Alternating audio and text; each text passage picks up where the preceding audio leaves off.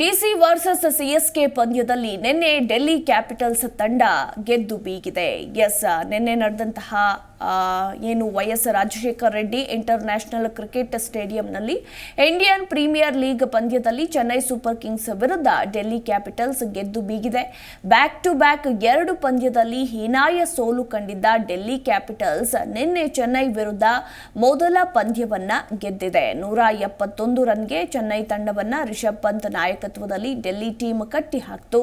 ಇನ್ನು ಡೆಲ್ಲಿ ನೀಡಿದ big target ಬೆನ್ನತ್ತಿದ Chennai ತಂಡದ ಪರ ರಹಾನೆ 45, ಮಿಚೆಲ್ 34, ಶಿವಮ್ ದುಬೆ 18, ಜಡೇಜಾ 21 ಹಾಗೆ ಧೋನಿ 37 ರನ್ ಗಳಿಸಿದ್ರು ಕೂಡ ಸೋತರು.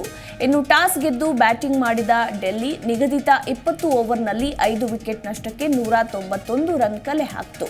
ಇನ್ನು ಪೃಥ್ವಿ ಶಾ 27 ಬಾಲ್ನಲ್ಲಿ 2 ಸಿಕ್ಸರ್ 4 4 ಸಮೇತ 43 ರನ್ ಸಿಡಿಸಿದ್ರು.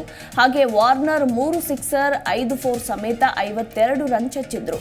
ಇನ್ನು 1.5 ವರ್ಷದ ಹಿಂದೆ ಸಂಭವಿಸಿದ ಭೀಕರ ಕಾರು ಅಪಘಾತದಲ್ಲಿ ಅದಾದ ಮೇಲೆ ಮೊದಲ ಬಾರಿಗೆ ಕ್ರಿಕೆಟ್ ಪಂದ್ಯಾವಳಿ ಆಡಿದ್ರು ರಿಷಬ್ ಪಂತ್. ಮೊದಲ ಬಾರಿಗೆ ಭರ್ಜರಿ ಕಂಬ್ಯಾಕ್ ಕೂಡ ಮಾಡಿದ್ರು ಅಂತಾನೆ ಹೇಳಬಹುದು. ಇನ್ನು ತನ್ನ ಅದ್ಭುತ ಬ್ಯಾಟಿಂಗ್ ಮೂಲಕ ಅರ್ಧಶತಕ ಸಿಡಿಸಿದ್ರು. ಇನ್ನು ಇವರ ಸ್ಟ್ರೈಕ್ ರೇಟ್ ಬರೋಬ್ಬರಿ 160 ಇತ್ತು. ಇನ್ನು ತಾನು ಆಡಿದ ಕೇವಲ 32 ಎಸೆತಗಳಲ್ಲಿ ಪಂತ್ ಬರೋಬ್ಬರಿ 51 ರನ್ಗಳನ್ನ ಸಿಡಿಸಿದ್ರು. ಇದರಲ್ಲಿ 4 ಬೌಂಡರಿ ಹಾಗೂ 3 ಸಿಕ್ಸರ್ ಸೇರಿತು. ವಿಶೇಷ ಅಂದ್ರೆ ಪಂತ್ ಮೊದಲು 23 ಬಾಲ್ಗಳಲ್ಲಿ 23 ರನ್ ಕಲೆ ಹಾಕಿದ್ರು. ಇದಾದ ಬಳಿಕ ಅದ್ಭುತ ಬ್ಯಾಟಿಂಗ್ ಮಾಡಿ ಮುಂದಿನ 9 ಎಸೆತಗಳಲ್ಲಿ 28 ರನ್ ಸಿಡಿಸಿದ್ರು. ಹಾಗೆ ಮಾರ್ಚ್ 18 ಅಕ್ಷರ್ 7 ರನ್ ಗಳಿಸಿದ್ರು.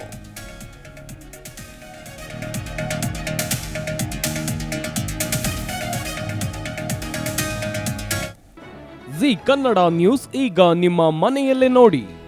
ಎಲ್ಲ ಕೇಬಲ್ಗಳಲ್ಲಿ ಈಗ ಲಭ್ಯ.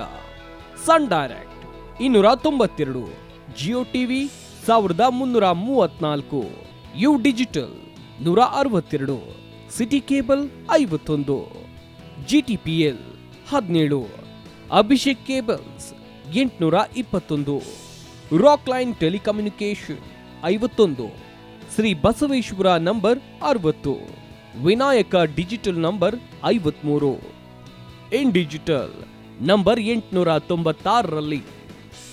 ನಿಮ್ಮಿಸ್ತದ ಜಿ ಕನ್ನಡ ನ್ಯೂಸ್ ನೋಡಿ ಆನಂದಿಸಿ.